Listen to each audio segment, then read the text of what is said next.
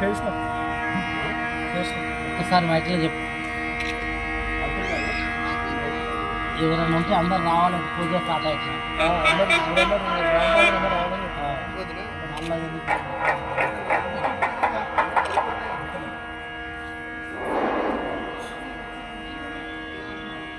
जय बोलो रंगनाथ स्वामी महाराज की।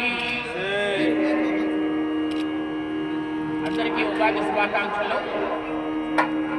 ఇప్పుడు ప్రతి సంవత్సరం మాదిరిగా ఇప్పుడు కూడా మన రంగనాథ స్వామి దేవాలయంలో ఉగాది పర్వదినాన్ని పురస్కరించుకొని మన దగ్గర ఉత్సవాలు జరుగుతాయి.